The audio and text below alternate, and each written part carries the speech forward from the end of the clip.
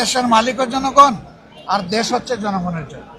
এই জন্য জনগণের জন্য আমাদের লড়াই সংগ্রাম ইনশাল্লাহ অব্যাহত থাকবে। অনেকেই আছে, আমরা আজকে মহড়া দিতে আসিনি, অ্যাকচুয়ালি বাজারটাকে বুঝতে এসেছি। আমি গত 9 তারিখ জাপান সফর শেষে যখন দেশে ফিরি, তখন এয়ারপোর্টে আপনারা অনেকে ছিলেন। সেখানে একজন বন্ধু প্রশ্ন করেছিলেন, সাংবাদিক বন্ধু, যে বাজার অস্থির, মানুষের জীবন এখন অতিষ্ঠ হয়ে উঠেছে, আপনারা এই ব্যাপারে কি করবেন, কি বলবেন? আমি বলেছিলাম যে আমি বাজারে না গিয়ে কথা বলবো। আমি সেই বাজার দেখতে এসেছি, আড়ত বাজারে এসেছি, খুচরা বাজারেও যাব, এবং মুকাম যেখান থেকে উৎস সেখানেও আমরা খবর নেব, যাবো দরকার নিয়ে আমরা অবশ্যই কথা বলব। আমরা গভীরভাবে যেটা বিশ্বাস করি, জায়গায় জায়গায় মধ্যস্বত্বভোগী, সিন্ডিকেট এবং ছাতাবাজির কারণে এখানে যারা ব্যবসায়ী আছে তারাও কিন্তু ভালো ব্যবসা করতে হবে। আমরা যারা ভোক্তা আছি, আমরা ন্যায্য মূল্যে আমাদের পণ্যগুলো পাই না। কৃষক তার উৎপাদিত মূল্যের ন্যায্য মূল্য পায় না, মাঝখানে অন্যদের পেটে ঢুকে যায়। আমরা ওইটা ভাঙতে চাই। কোন দিন ভাঙতে পারবো আল্লাহ ভালো জানে, কিন্তু আমাদের লড়াই শুরু হয়েছে, এই লড়াই চলবে, আমরা থামবো না। আমাদের আওয়াজ, আমাদের প্রতিবাদ, আমাদের দাবি সংসদের ভিতরে এবং বাইরে সব জায়গায় অব্যাহত থাকবে। এই দেশটা আমরা সবাই মিলেই ভালো করতে পারবো, একা কেউ পারবে না, একা কোনো দলও পারবে না। জনগণের সহযোগিতা দরকার। দেশ তো জনগণের জন্য, দেশ জনগণের, দেশের মালিক জনগণ আর দেশ হচ্ছে জনগণের জন্য। এই জন্য জনগণের জন্য আমাদের লড়াই সংগ্রাম ইনশাল্লাহ অব্যাহত থাকবে। এইখানে কি কোনো ব্যবসায়ী আছেন নাকি আপনাদের দুঃখ কষ্টের কথা বলতে চান? আপনি বলবেন, আসেন সামনে আসেন, বলেন আপনি, আমরা বিসমিল্লাহির রহমানির রহিম। আমাদের এখানে সমস্যা, যেমন এই ঘরগুলো সরকারিভাবে দেওয়া হয়েছে, সরকারের ভাড়া হলো 5,000 টাকা। হচ্ছে ঘরগুলো যারা পাইছে মালিক, তারা ভাড়া নেয় 1 লাখ থেকে 1.5 লাখ টাকা। 1 লাখ টাকা ভাড়া আছে, 90,000 টাকা ভাড়া আছে, 60,000 টাকা ভাড়া আছে ঘর বুঝে। এই ব্যবসা সরকার নেই 5,000, জি 13 টাকা স্কোয়ার ফিট, এসব সরকার আর কি ভাড়া নাই। 13 টাকা স্কোয়ার ফিট, জি।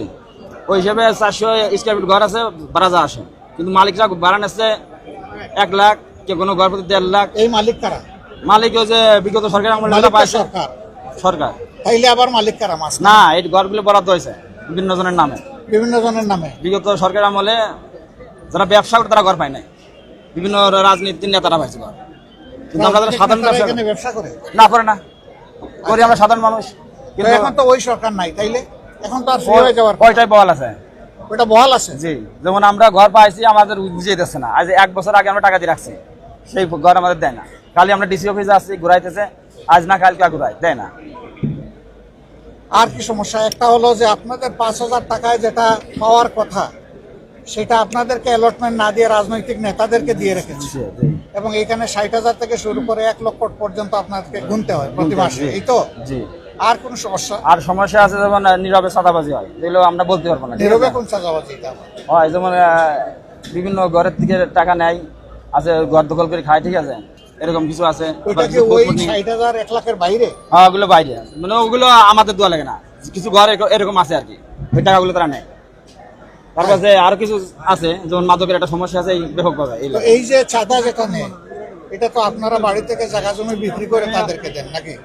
না না, আমরা এখানে ব্যবসা করে দিই আর কি, দিনাদাই করে দিই। তার মানে হচ্ছে যে জিনিসটার দাম আজকে 10 টাকা হওয়ার কথা, আপনি চাঁদা দেওয়ার কারণে বাধ্য হয়ে এটা 12 বা 13 টাকায় আপনাকে বিক্রি করতে হয়। এটাই, অর্থাৎ এটার ভার গিয়ে পড়তেছে, বোঝা গিয়ে পড়তেছে জনগণের ঘাড়ে। জি, এটাই তো। জি।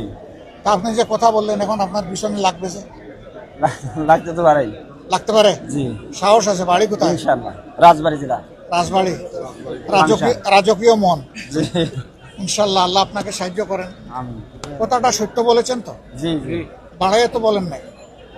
সত্য কথা বলার জন্য আল্লাহ আপনার সাহস এবং শক্তি আরো বাড়াই দিন। আর আপনার কোনো সমস্যা হলে আমরা আপনার পাশে থাকবো, কারণ আমরা আসার কারণে এখানে আপনি কথা বলেছেন, আমরা থাকবো আপনার সাথে।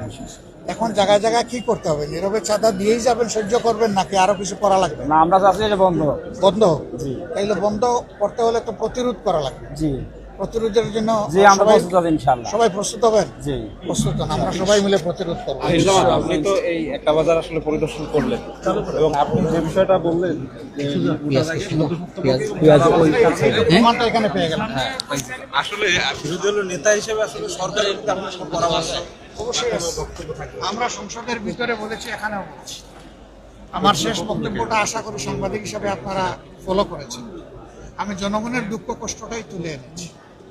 সেই সাথে আমি যে নির্বাচনী এলাকা থেকে নির্বাচিত হয়েছি তাদের দুঃখ কষ্টের কথা বলেছি। সামগ্রিকভাবে আমার বেশিরভাগ কথা ছিল জাতীয় জীবনের সাথে সম্পর্কিত।